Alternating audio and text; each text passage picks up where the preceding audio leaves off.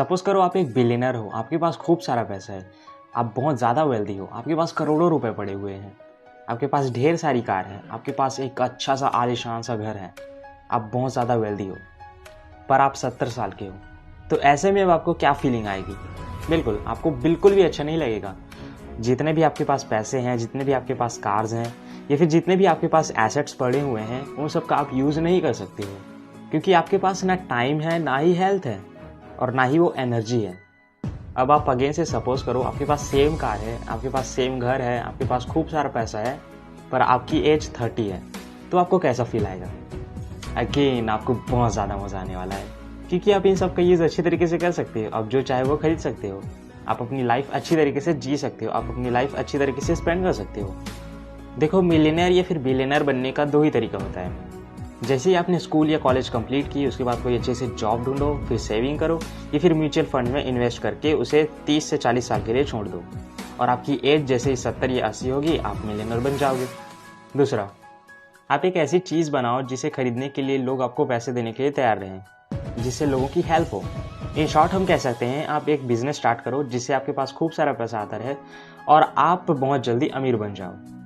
देखो, यूजुअली लोग ना जो फर्स्ट लेन है, जिसे हम लोग बोलते हैं स्लो लेन, या फिर जिसे हम लोग बोलते हैं सेविंग करो या फिर म्यूचुअल फंड में इन्वेस्ट करो, फिर आप 80 या फिर 70 साल के हो जाओगे, तब आपको पैसे मिल जाएंगे, आप बिलियनर बन जाओगे।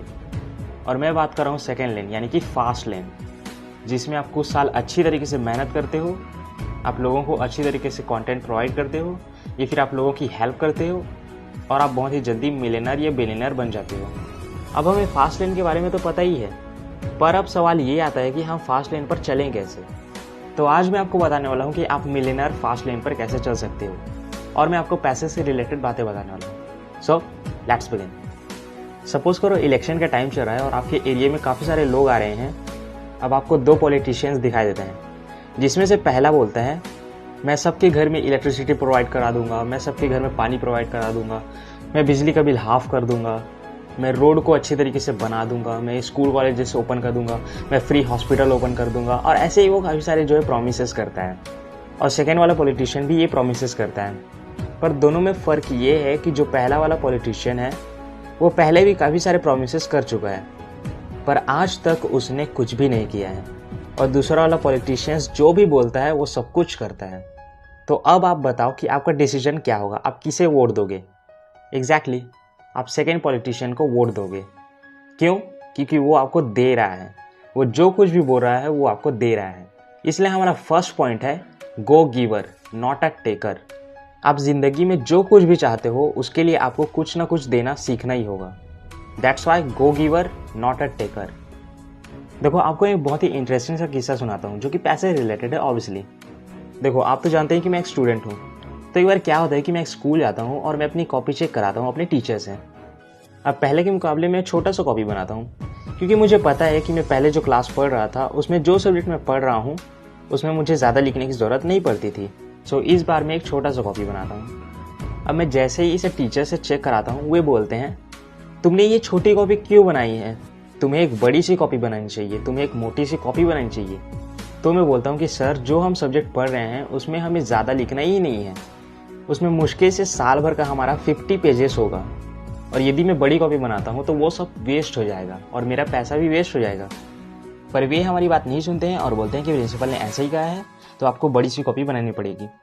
देखो दोस्तों, पॉइंट ये है ना कि हमारे जो स्कूल्स हैं, जो हमारे कॉलेजेस हैं, उसमें हमें सिखाया जाता है कि चीज़ों को और भी हार्ड या फिर और भी मुश्किल कैसे बनाया जाए। हमारे स्कूल में केवल ये सिखाया जाता है कि हम अपने आंसर्स को जितना बड़ा हो सके उतना लिखें। हमें कोई ये नहीं बताता कि हमारे आंसर्स को शॉर्ट में कैसे हम लोग बना सकते हैं, या फिर शॉर्ट में हम लोग कैसे समझ सकते हैं। और यही वो मेन रीज़न है जिस वजह से हम लोग अपनी लाइफ में धक्के खाते रहते हैं, क्योंकि हमें चीज़ों को सिंपल बनाना आता ही नहीं है। हमें बचपन से ये ही सिखाया जाता है कि हम लोग चीज़ों को कॉम्प्लेक्स कैसे बना सकते हैं, और कॉम्प्लेक्स बनाने के लिए ही हम लोग पैसे खर्च करते रहते हैं। इसलिए हमारा लेसन नंबर 2 है कि हमें चीज़ों को जितना सिंपल हो सके उतना सिंपल बनाना है, ना कि चीज़ों को कॉम्प्लेक्स बनाना है। अच्छा, मुझे एक बात बताओ, यदि मैं आपसे कहूँ कि the winter cherry blossom book एक बहुत ही अच्छी लव स्टोरी बुक है, जिसमें एक 17 साल के स्टूडेंट की लव बहुत ही इंटरेस्टिंग वे से बताई गई है, तो आप में से कितने सारे लोग इस बुक को परचेज करना चाहोगे? शायद 1 या 2 या शायद 1 भी नहीं। पर मैं आपको ये बुक एक स्टोरी के फॉर्म में बताऊँ, जैसे कि इसकी स्टोरी में थोड़ी सी पढ़ के बताता हूँ। मेरा मन करता था कि सिर्फ उसे देखता ही रहूं। शायद मैं मन ही मन उसे पसंद करने लगा था। नहीं, ऐसा नहीं था।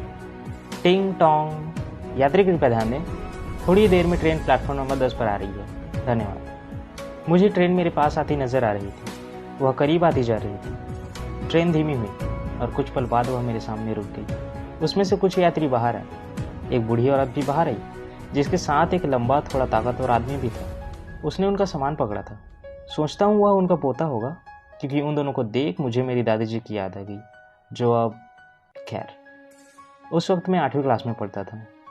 मैं ट्रेन के अंदर चला गया और दरवाजे के पास वाली सीट पर बैठ गया, क्योंकि वही एक सीट थी जो खाली थी। 2 मिनट बाद ट्रेन टोक्यो स्टेशन को अलविदा कह रही थी। अब आप इस स्टोरी में ये सोच सकते हो कि वो लड़का कौन था, वह कहाँ जा रहा था। वह तो बोल रहा था कि उसे एक लड़की पसंद है, पर अगले ही पल उसने ट्रेन का जिक्र क्यों किया? शायद ये सारे सवाल आपके मन में आए होंगे, और इस वजह से शायद आप इस बुक को पढ़ना भी चाहो। तो ये है the power of story telling. आप यदि चीज़ों को स्टोरी के मीडियम से रिप्रेजेंट करते हो तो लोगों को ये चीज़ें बहुत ज़्यादा इंटरेस्टिंग लगती है और वे जानने की कोशिश भी करते हैं। इसलिए हमारा लेसन नंबर 3 है कि आप अपने बिजनेस में अपने प्रोडक्ट को स्टोरी के जरिए रिप्रेजेंट करो। इससे आपका प्रोडक्ट बहुत ज़्यादा इंटरेस्टिंग लगेगा और आपके कस्टमर आपके प्रोडक्ट को परचेस करना चाहेंगे। साल 1960 में कुछ रिसर्चर्स ने एक एक्सपेरिमेंट किया। वे कैलिफोर्निया के एक रेसिडेंशियल एरिया में गए और खुद को एक वॉलंटियर वर्कर बता के वहाँ के लोगों से एक रिक्वेस्ट की कि क्या आप लोग अपने इस खूबसूरत से लॉन में ये बड़ा सा बोर्ड लगा सकते हैं जिसमें लिखा था ड्राइव केयरफुली। इस केस में 83 लोगों ने साफ मना कर दिया कि वे इस भद्दे से बोर्ड को अपने लॉन में नहीं लगा सकते। जब रिसर्चर्स ने ये एक्सपेरिमेंट दोबारा दोहराया तो उस केस में 76% लोग सेम बोर्ड अपने लॉन में लगाने के लिए राज़ी हो गए। अब सवाल ये आता है कि इस केस में रिसर्चर्स ने ऐसा क्या अलग किया था? तो इस केस में रिसर्चर्स ने 2 हफ्ते पहले एक और वॉलंटियर भेजा था जिसने एक 3 इंच का छोटा सा स्टिकर लोगों को अपने घरों की खिड़की में लगाने के लिए बोला था, जिसमें लिखा था सेफ ड्राइवर। क्योंकि वो स्टिकर बहुत ही छोटा था इसलिए मैक्सिमम लोग उसे लगाने के लिए राज़ी हो गए थे और कमिटमेंट कर चुके थे। इसलिए इन्हीं लोगों से जब 2 हफ्ते बाद बड़ी रिक्वेस्ट की गई तो ये वो भी मान गए। इस प्रिंसिपल को कमिटमेंट एंड कंसिस्टेंसी प्रिंसिपल कहा जाता है और ये सेल्स में बहुत यूज़ होता है। अगर सेल्समैन को ज़्यादा सेल्स करवानी है तो पहले उसे छोटी सेल करवानी पड़ेगी, जिसके लिए मैक्सिमम लोग बहुत जल्दी राज़ी हो जाएंगे।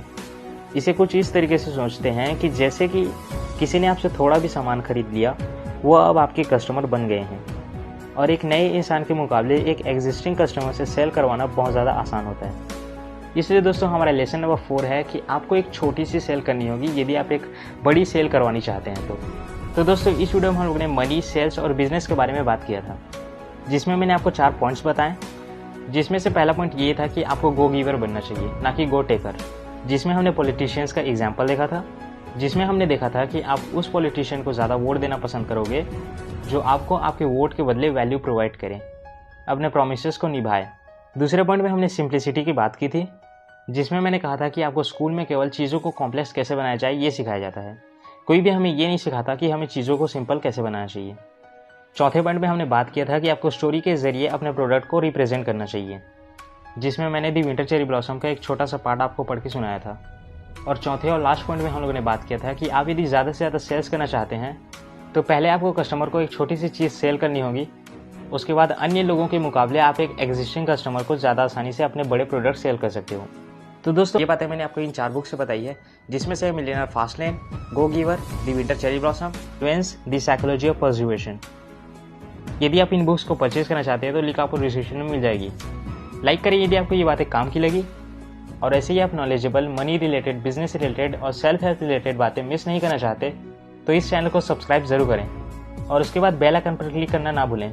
हम लोग मिलते हैं नेक्स्ट वीडियो में। Thank you so much.